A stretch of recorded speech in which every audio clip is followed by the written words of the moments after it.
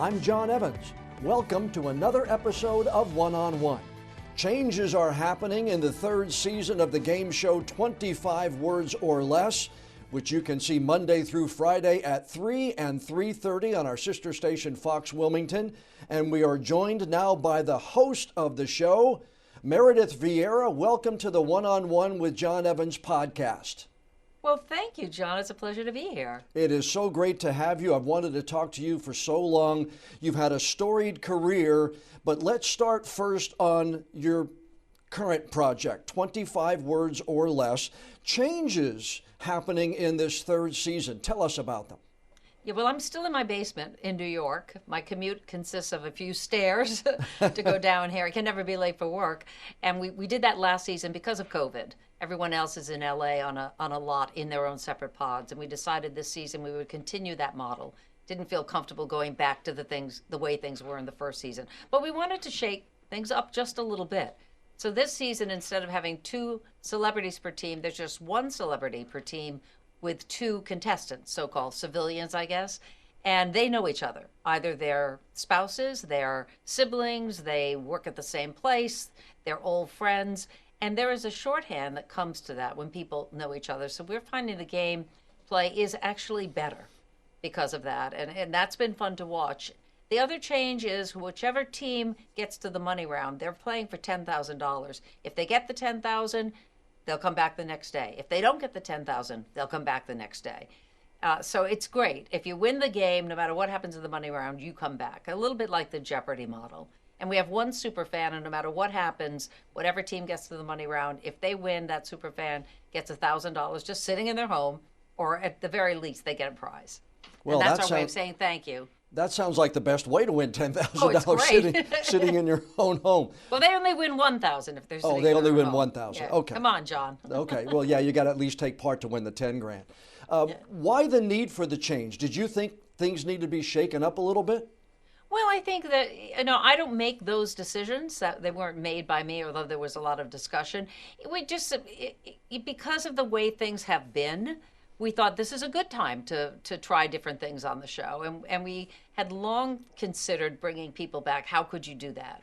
So we figured, well, let's try it this season. Let's see. If it doesn't work, that's okay. Everybody's experimenting right now. So we just decided to adjust the format a little bit. And it's nice to get more people playing the game, right? As opposed to just 2 contestants per game, as it was in season 1 and 2. Now you have 4 contestants per game. Do you miss the interaction? Because season 1, boy, you had the high fives. You had one side kind of dissing on the other when they got it. It was a real energetic kind of an atmosphere. And again, because of COVID, you were forced to do some of the things you did in season 2. But do you really miss that interaction in the studio? Well, I'm very tactile. I love to hug people and all of that, and that game had brought out that kind of behavior and sort of the silliness of going up to somebody and in their face telling them I'm going to win, or you don't know what you're doing, and that's a fun part of the game. So yes, I do miss that. On the other hand, the format that we've come up with, you actually everybody's full screen, so you really can see their expressions more so than you did in the old format. So there's pluses and cons to both. People who've never seen season 1 think that this is the way it's always been done, in almost the Hollywood Squares model. Yeah, well, in our newsroom, it's always playing up in the monitor up to my left, so I've always watched it since it first came on, and I really did like the dissing on the other side, because that was when you see some of these people, for the civilians, I guess you called it, to see people that are on Lisa Kudrow and some of the other ones who have been on, to see them getting into that, I think really kind of brought both sides together as a team. Yeah, no, I know. And I think we want to go back to that when we can, when it's safe to do so. But for now, this model is working for us. And it's more important that we just keep the show alive so that we can have season 4, 5, 6, whatever, as long as possible. You started in local news, WJAR in Providence, Rhode Island. Was it your goal when you got started in the local news side to stay in that forever, or did you have thoughts of getting on the Today Show? Did you have thoughts of doing 60 Minutes even when you got started in your career? You know, I got started in my career in really a weird way. I was a senior at Tufts University and floundering, essentially. I was an English major and didn't know what I was going to do next. In fact, I had gone to a secretarial school that's the summer before I graduated to learn some skills because my mom said, "You're not coming home, you're going to get a job." And I figured, okay, well, it was terrible. Thank God I didn't get a job as a secretary because I was terrible as a typist for sure, or shorthand.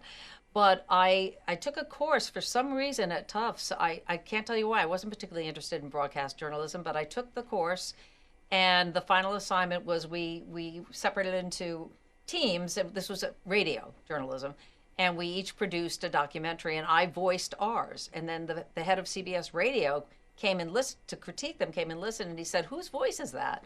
I said, "It's mine." And he took me out in the hallway and he said, "What are you doing when you graduate?" I said, "I don't know." And he said, "I do. You're going to have a big career."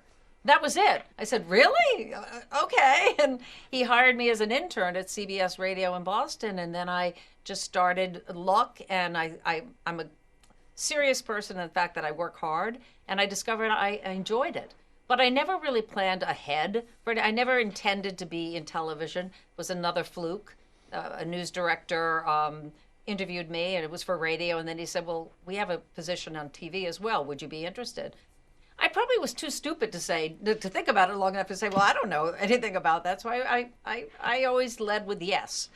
And then one thing sort of led to another. And after I was in local, if I had any goal, it was 60 Minutes. I never had a goal of doing Today Show or morning TV or game or any of that talk. I always loved 60 Minutes. Well, and it was the at the time when you and I got into it. I got into it a couple of years after you did. I was into it in the early 80s. But at the time, that was the pinnacle. 60 Minutes was the pinnacle. It continues to do great storytelling. But that was where, if you were a reporter, that's where you wanted to land. Exactly. And if you were a storyteller, and that's how I've always seen myself, I never saw myself in an anchor position. And I didn't really want to do that. I liked going out. You may not believe this, but I'm really shy. So it forced me out of my comfort zone to go to different places and to give people a voice. That always was what attracted me to this business. So what better platform than 60 Minutes for that? Yeah, for storytelling, you don't get any better, especially in the heyday with Wallace and Reasoner and Morley Safer and all of those who were there at the time. Ed Bradley. And Ed Bradley as well. Some of the best storytelling in the world, in history, was done and is still being done on that program. As someone who's been in news and media now for the better part of 4 decades, what is your opinion on media today? Because when we started, it was, 3 channels. If you had cable, it was 13. And then it branched out to the cable, and then it branched out to 24/7, and now it's just mushrooming. But media has changed, and I want to know your thoughts on, is it changed for the better or for the not so good? Well, when I first got into the business, there was something called standards and practices. And you were given a book, and there were things that, as a reporter, were expected of you. And one was objectivity. You were not the story, and you never could be the story.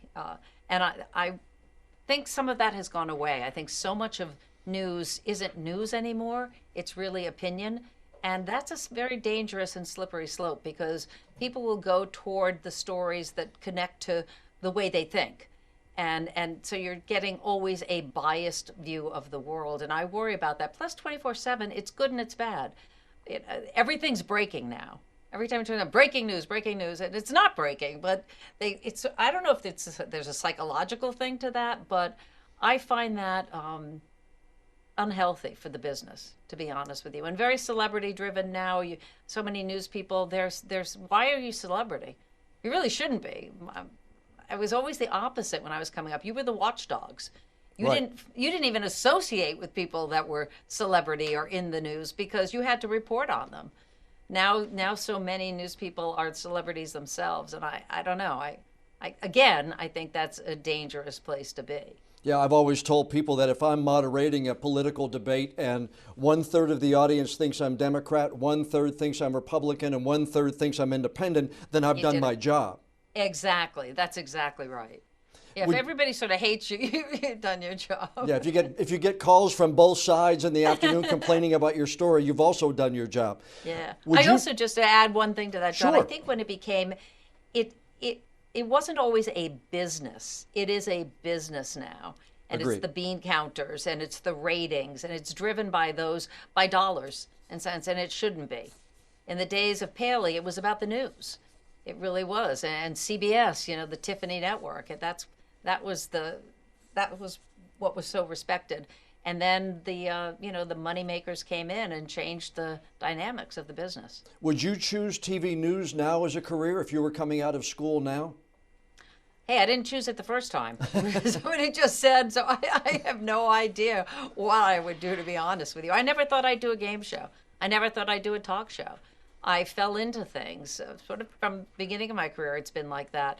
And I'm just curious enough that I want to try different things. Plus, I think it's great to be able to wear a lot of hats in this business because longevity is not always that easy. Well, you have worn tons of hats: reporter, anchor, host, executive producer, CEO of a production company, mom, wife, spokesperson. You try to raise money. And let me say, as the husband of a breast cancer survivor, thank you for all the tremendous work that you have done on behalf of patients and those who have lost their battle against cancer. My wife is now 10 years cancer-free. We lost her mom to breast cancer, so it's very important in our family. And so thank you on behalf of my family and all those who have been helped by the work you've done. Oh, thank you, John. Yeah, I'm working with Pfizer on metastatic breast cancer, stage 4, for which there is really no cure. And it's been, for me, extremely rewarding to do because my grandmother died of breast cancer back in the day where you didn't even know what stage 4 meant, much less how to ask questions. And so this campaign that I'm involved with is about informing folks who've been diagnosed, really giving them the tools they need to find their voice. And I'm very happy to do that. And your radio show, The ABCs of MBC, it seems to me like a lot of patients may not even know the symptoms of breast cancer or metastatic from any other diagnoses of breast cancer. So it's important from an information standpoint as well. Absolutely. I think many people do not know what it means. And the questions to ask, really, we're trying to give them sort of a template, basically. Like, okay, you're going in, don't go in alone to your doctor. Always bring an advocate with you. And these are the kinds of questions you need to ask. And you need to form a team around you. And you are the captain of that team. But it's not just a doctor. It's nurses, it's social workers, it's people can help you handle the financial end of illness. And so that's sort of what our goal is, to educate folks so that they can be the best patient possible in terms of advocating for their health. I think it's also important, and I've heard you discuss this from a caretaker standpoint. When my wife was going through it, if you would have told me beforehand that I was going to have to empty a bulb syringe, I would have said, no, I can't do that. But as a caretaker, you learn to do what you need to do.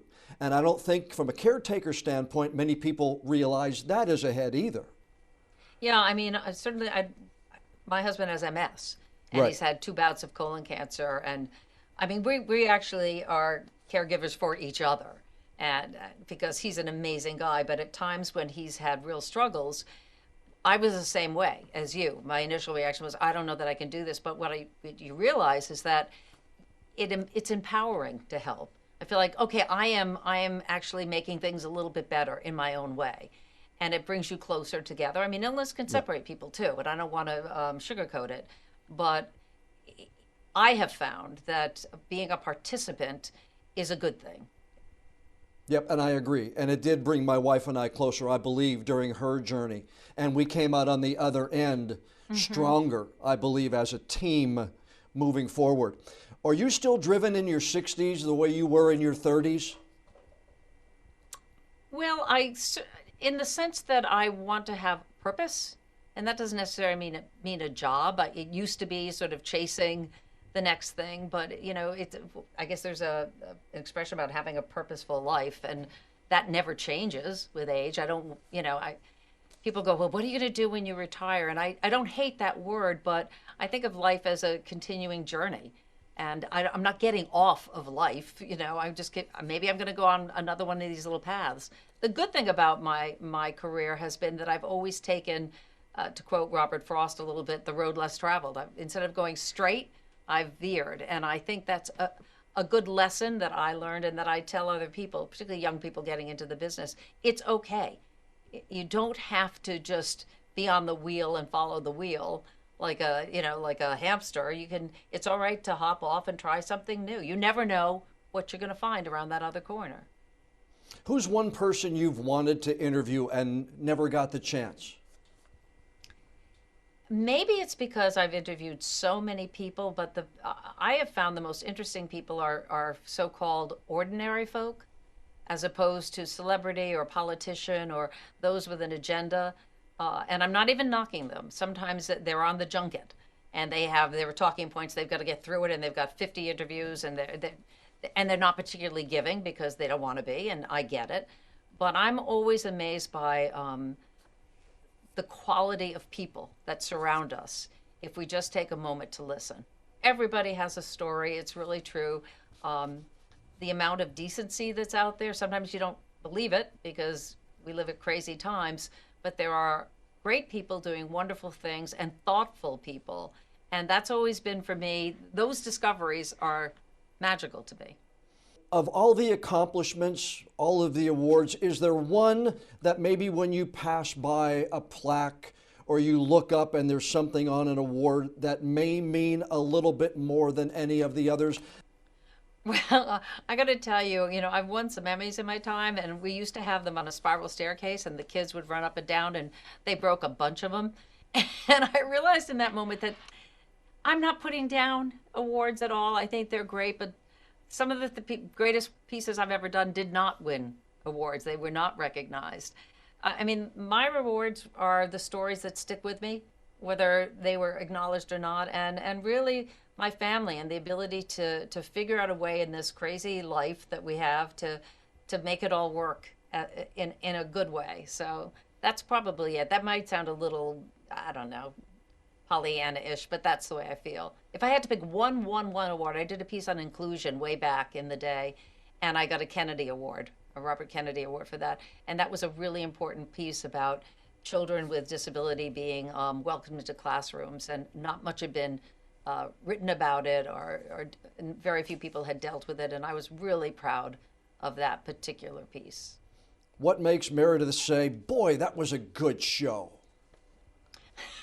When they let me out of my basement, to be honest with you, John, it's, I don't know, I'm sure you feel the same way when you know it. You just know it when it's there, when everything gels.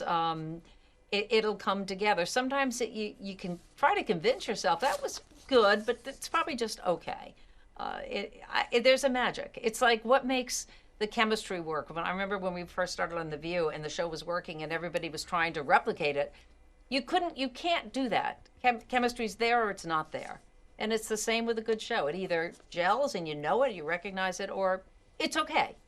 Well, once again, the show is 25 words or less, the third season. Everybody in southeastern North Carolina can watch it Monday through Friday, 3 and 3:30 on our sister station, Fox Wilmington. Meredith Viera, I really have enjoyed our conversation today. It was great to talk to you about the show, about your career, about your work on behalf of cancer patients, and just saying thank you for the many years that you've given us all of the entertainment, all of the news from wherever you are. We thank you, and thanks for joining me on my podcast. Well, thank you, John, and congratulations to you as well. 30 years in the business as of next, or at least where you are right now. So you're doing something that people greatly appreciate it. So congrats. A big thank you to Meredith Viera for taking time out of her busy schedule to join us for this week's podcast interview. Season 3 of 25 Words or Less is already underway. It's seen on television stations all across the country. And in southeastern North Carolina, once again, you can watch it Monday through Friday at 3 and 3:30 on Fox Wilmington. If you'd like to learn how to become a contestant, maybe enter the sweepstakes to become a super fan, go to 25words.com. And of course, you could follow Meredith and the show They have accounts all over social media. Now, before we go, I'd like to ask you a favor. Please download and subscribe to the One-on-One with John Evans podcast on whatever app you use to listen to your favorite shows. And if you would be so kind, please leave us a rating or a review. I'd love to know what you think about our interviews. And the more feedback we have from friends like you, the higher we'll be listed on the podcast apps, and the better chance we'll have of bringing in even more new listeners. I'm John Evans. Thanks so much for joining us for this episode of One-on-One.